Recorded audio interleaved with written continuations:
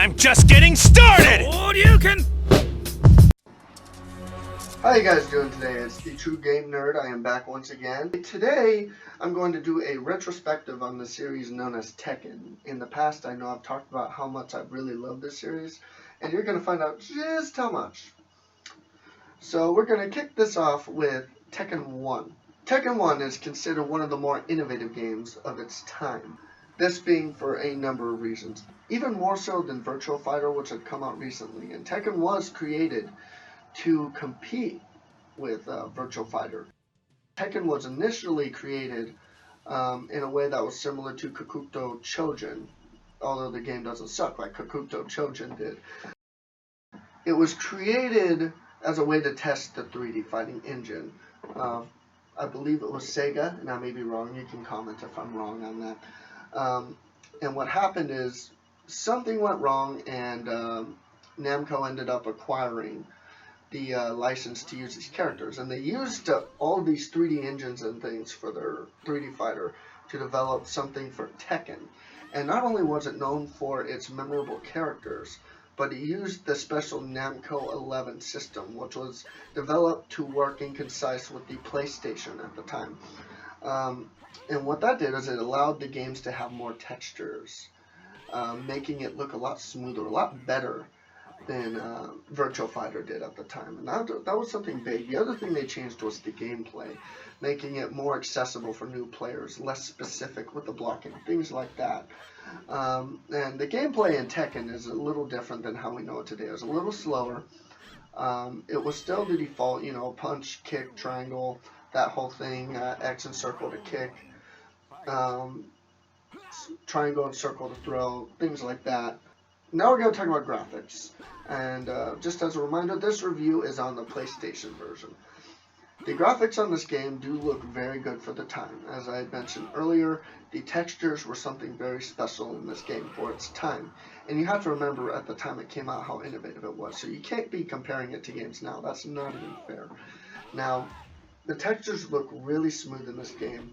You may notice the character models look a little strange, but at the timeline it was a first development, and all 3D characters look kind of odd at that time. There are some proportionate issues. Jack looks a little top heavy, things like that, and the cinematics are a little strange. But all in all, the graphics are very good. There are a few distinct differences from the arcade version and the PlayStation version. For example, when you choose your characters, a video does not play like it does in the arcade version. The other thing is some of the stages look just a hair less detailed, as well as the character models, but it's pretty close. You really can't compare it.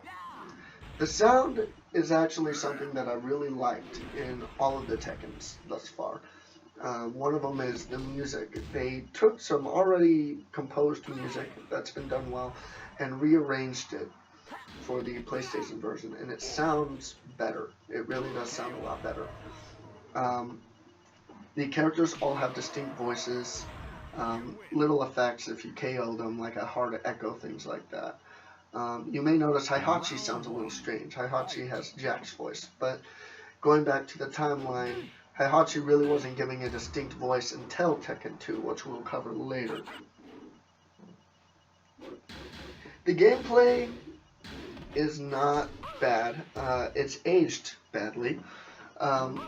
It controls like any other Tekken. It's a little slower, a little more sluggish, which would be expected. Certain characters are missing moves that you would expect, like Law can't do his spin kick thing. Well, he can, but it's a little difficult to do. There's 2 throws, and you can't throw from the back. Little things like that. The one complaint I would have on the gameplay in this game is the difficulty curve in this one is a lot higher than they have been in the other Tekkens, with the exception of Tekken 6 and Azazel, who I hate that boss. I really hate that boss. Really hate Azazel. Anyway, so the gameplay is solid. It runs by through its time. The gameplay is solid. It runs through a time without many issues. The problem with the difficulty curve is characters seem to be a little smarter. I wouldn't say smarter. They're a little more cheap. Paul is especially cheap in this game. Heihachi is unbelievably cheap. One of the things that's supposed to be a feature in the game is you can unlock every side character by beating the game on normal without a continue. Well, good luck trying that against Heihachi because you're going to get incredibly frustrated. I know I was. And I even had multiple friends over, and they still struggled to beat Heihachi. He's incredibly cheap. That's just kind of the way it goes. So let's look at the positives of Tekken 1. Positives. The graphics, even though they've aged badly, do look good for their time, and the textures look nice, even nicer than Tekken 2. The gameplay, for the most part, is intact. The music is phenomenal. Plenty of variety. On the negative side, the difficulty curve is a little extreme here. Some of the endings have aged badly with that music. And that's about it. So really, this game is really good for its time. If this was 1994, I probably would have given this an 8 or a 10, to be honest. But it is 2015, and you got to be fair. So I'm going to go ahead and give this one a 7.5 out of 10. We will start again tomorrow or in a couple days with Tekken 2.